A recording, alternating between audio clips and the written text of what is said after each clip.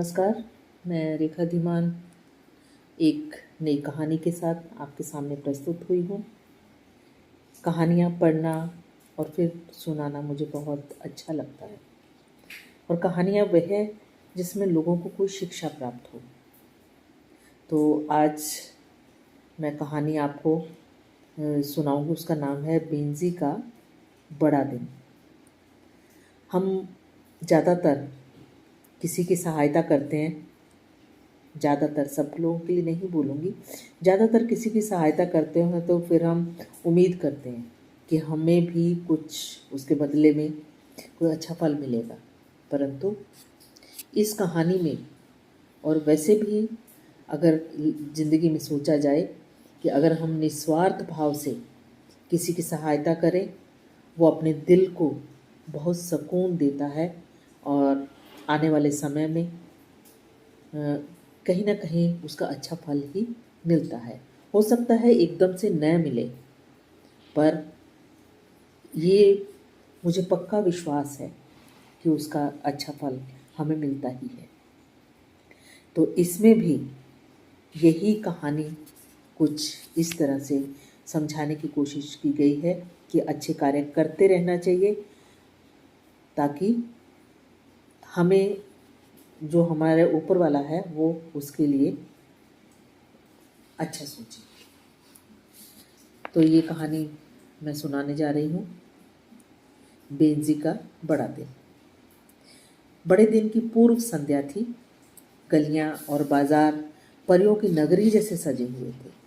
बाजार में सब दुकानों पर लाल, नीली, हरी, पीली बत्तियां तारों की तरह टिमटिमा रही थी। सभी दुकानें जगमगा रही थी। उसमें सजाया हुआ बड़े दिन का सामान मन को लुभा रहा था। वहाँ 3 दुकानें ऐसी थी जो क्रिसमस पेड़ बेच रही थी। छोटे बड़े सभी तरह के पेड़ थे। उसमें कुछ असली थे, कुछ बनावटी थे। ये पेड़ बड़े आकर्षक ढंग से सजे हुए थे। सब चांदी और सोने के रिबनों, रंगीन चमकदार बॉलों से सजे झिलमिला रहे थे। बेंजी एक दुकान के बाहर खड़ा होकर एक पेड़ को देखने लगा। उसने सोचा, काश किसी तरह मुझे यह पेड़ मिल जाए। सैमी और रूथ पेड़ पाकर कितनी खुश होंगी। फिर उनका यह सबसे बेहतर क्रिसमस होगा। उसे ध्यान आया उस पेड़ का जो उसने सबसे बड़ी दुकान में देखा था। मुझे वही खरीदना है। यह सोचकर वह अंदर गया। उसने मालिक से उस पेड़ की ओर इशारा करते हुए दाम पूछे। दुकान के मालिक, मोटे और गंजे मिस्टर अब्राहम ने पहले ऊपर से नीचे तक बेंजी को देखा, फिर बेंजी की कमीज पर दाईं और बने छेद को एकटक देखने लगा।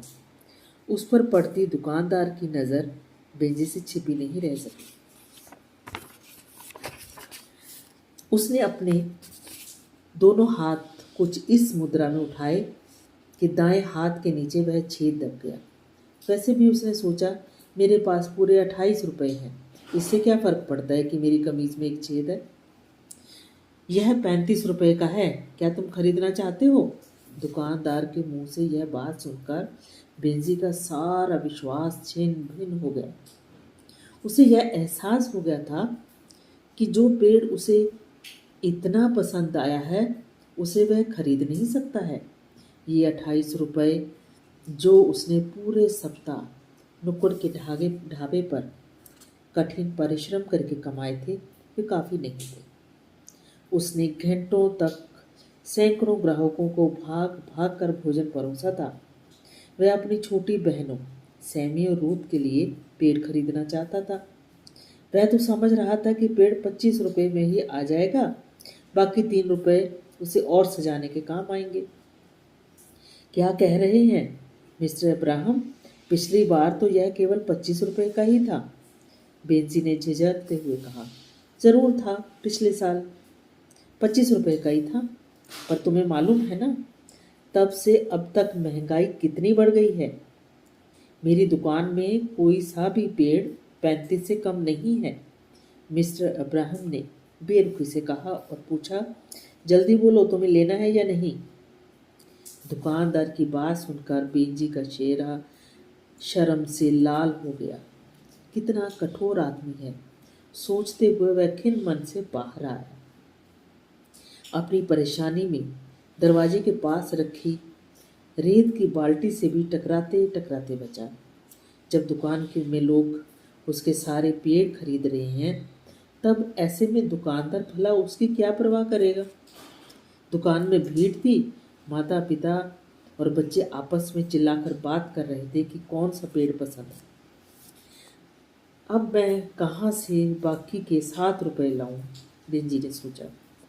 उसे दुख हो रहा था कि इस बार उसके छोटे से घर में कोई पेड़ नहीं होगा। उसे अपनी बहनों का विचार भी परेशान कर रहा था। उसने उन्हें अब की बार बड़े दिन का पेड़ लाने और उसे खूब सजाने के लिए पूर्ण विश्वास के साथ सामान लाने का वादा किया था। यदि वह पेड़ नहीं लाया तो उसके मन पर क्या बीतेगी। बल्कि उसने तो अपने मित्रों को भी आज रात खाने पर आने का निमंत्रण दिया था। पेड़ के बिना क्या वह मुंह लेकर जाएगा और क्या अपने मित्रों को दिखलाएगा। शहर के दूसरे छोर पर बेंजी का छोटा सा 2 कमरों का घर था। वहाँ ऐसी दुकानें और सजावट कहाँ थी। बेंजी उदास मन लिए जेब में हाथ डाले जूते से पत्थरों को ठोकर मारता हुआ इधर से उधर घूमने लगा। बाजार के एक सिरे पर एक आधी बनी हुई इमारत खड़ी थी। शाम होने के कारण वहां बहुत वीरानगी छाई हुई थी। बेंजी थोड़ी देर के लिए एक रेत के टीले पर बैठा। ठंड के मारे वह कांप रहा था। फिर उठकर बाजार में आ गया। सोचा दोबारा पूछे, हो सकता है उन्होंने दाम गलत बता दिए हों। तभी दिमाग ने झटका दिया कि नहीं, वास्तव में सबसे छोटे पेड़ का मूल्य 35 रुपये ही था। बस 7 रुपये ही कम थे। मैंने क्यों नहीं पिछले हफ्ते और 7 रुपये कमा लिए और 4 दिन ढाबे में ज़्यादा काम कर लेता तो कमा ही लेता। इसी तरह अपने ऊपर झल्लाते पैर पटकते उसने फिर अपने आप को उसी दुकान के सामने खड़ा पाया। उसने खिड़की से देखा, वह पेड़ अभी तक वहीं खड़ा था। अचानक उसने मिस्टर अब्राहम को दुकान से बाहर आते हुए देखा। वह अपने दोनों हाथ खुशी से मल रहे थे तो काफ़ी संतुष्ट लग रहे थे। वह दुकान के बाहर खड़े होकर लोगों को आते जाते देखने लगे। जैसे ही बेंजी ने उधर देखा, दुकान के ऊपर लगा बड़ा नियॉन साइन बोर्ड जो हरे और लाल रंग में टिमटिमाकर कह रहा था, पेड़ बिक्री के लिए। वह धीरे धीरे नीचे सरक रहा है। बेंजी ने आव न देखा ताब उछलकर मिस्टर अब्राहम को धक्का दिया और उन्हें पीछे की ओर धकेल दिया। इस गुत्थम गुत्था में दोनों जमीन पर लोट-पोट हो गए। तभी वह बोर्ड धड़ाम से गिरा और टुकड़े टुकड़े होकर बिखर गया। क्या हुआ, क्या हुआ? दुकानदार एकदम घबरा गया था। ओह, बेंजी चिल्लाया, तारों में से चिंगारी निकल रही है। जैसे ही वह कूदा, तार एक गत्ते के डिब्बे से छूट गया जो वहीं पड़े थे और तुरंत ही आग पकड़ ली। ओह ओह, आग आग, सहमे से मिस्टर अब्राहम चिल्लाए। वह अभी तक जमीन पर लेटे हुए थे। आग शब्द सुनते ही कुछ ही क्षणों में भीड़ एकत्र हो गई। बेंजी ने एक झटके से बेंजी उठा। उसे दुकान के पास रखी रेत की बाल्टी का ध्यान आया, वही बाल्टी जिससे वह पहले भी टकराया था। और उसने बाल्टी की रेत आग पर फेंकनी शुरू कर दी और लोगों ने भी ऐसी ही बाल्टियां उठा ली। कई लोग चिल्ला रहे थे, आग बुझाने वालों को बुलाओ। इतनी भाग दौड़ और गड़बड़ी के बाद खतरा तो टल गया। लोग उत्तेजित होकर बात कर रहे थे। किसी की आवाज़ सुनाई पड़ी, यही वह लड़का है जिसने मिस्टर अब्राहम की जान बचाई। कितना चतुर है यह, इशारा बेंजी की ओर। और आग बुझाने में भी इसने कितनी फुर्ती से काम किया, किसी दूसरे ने कहा। सारी बात सुन सुनकर मिस्टर अब्राहम भी मन ही मन बेंजी का गुणगान कर रहे थे। उन्होंने बेंजी का कंधा दबाया और बोले, मैं तुम्हारा किस तरह से धन्यवाद करूं? तुमने आज मेरी जान बचाई है। नहीं नहीं, ऐसा न कहिए मिस्टर अब्राहम, आप सुरक्षित हैं, यही मेरे लिए बहुत खुशी की बात है। वह कुछ शर्मिंदा महसूस कर रहा था। अब मुझे घर जाने की अनुमति दे। वह मुड़ने ही लगा था कि मिस्टर अब्राहम ने शांत स्वर में कहा, मुझे याद है तुम कुछ घंटे पहले यहाँ आए थे।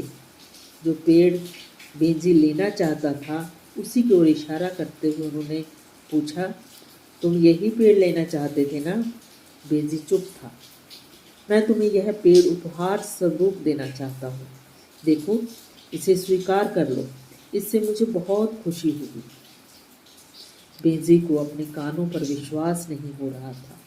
अपने शरीर पर उसने 2-3 जगह चिकोटी काट कर देखा कि यह सपना तो नहीं देख रहा था।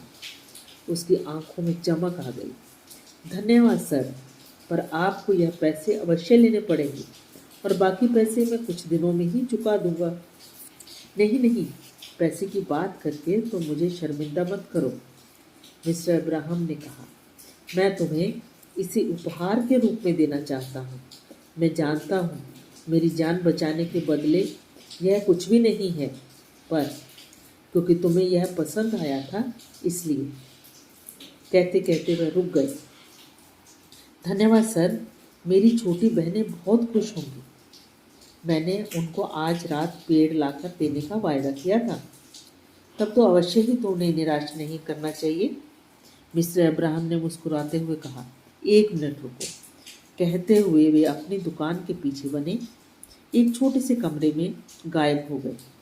अगले ही क्षण वे अपने हाथ में एक गत्ते का डब्बा वापस लेकर आए। इसे भी पेड़ के साथ ले जाओ, इसमें कुछ सजावट का सामान है और मेरी गाड़ी तुम्हें तुम्हारे घर तक छोड़ आएगी, नहीं तो फिर कोई समस्या आ खड़ी होगी। बेंजी जब घर पहुंचा तब उसे लगा जो गली अभी कुछ घंटों पहले तक ठंडी व वीरान लग रही थी अब खुशियों से भर गई है। उसे लगा कि हरी और लाल बत्तियां उसके हृदय को छू रही हैं। पेड़ उतारने के बाद बेंजी ने ड्राइवर को एक पल के लिए रुकने को कहा। मैं मिस्टर अब्राहम के लिए कुछ भेजना चाहता हूँ। घर के अंदर तेजी से जाकर बेंजी ने एक कागज़ पर कुछ लिखा और एक लिफाफे में डालकर उसे बंद कर दिया और मिस्टर अब्राहम को देने के लिए ड्राइवर को दे दिया। फिर सुख की सांस ली। उस रात जब अमर और राहुल चले गए और उसकी दोनों बहनें शाम के उत्साह से भरी सो गई, तब बेंजी उस पेड़ को देखने लगा जिसका प्रकाश पूरे कमरे में फैल रहा था। इतनी सारी सजावट थी, सुनहरी और चांदी के रंग के कांच के गोले, लाल, नीली, हरी और पीली बत्तियां, रंग बिरंगे रिबन। पर सबसे अच्छा तो उसे यह चमकीला सितारा लग रहा था जो उन्हें उस गत्ते के डब्बे में रखा मिला था। जब भी वह झिलमिलाता था तब लगता कह रहा हो, मैं यहाँ खुश हूँ। जब मिस्टर अब्राहम ने लिफाफा खोला तो उन्हें उसमें कुछ रुपए और एक पुर्जा मिला। पुर्जे पे क्या लिखा हुआ था? कृपया यह 28 रुपये स्वीकार कीजिएगा। पिछले साल पेड़ की कीमत यही थी। मैंने ज़्यादा काम नहीं किया था। आपका बहुत बहुत धन्यवाद। क्रिसमस की बधाई, बेंजी। तो दोस्तों, कैसी लगी ये कहानी?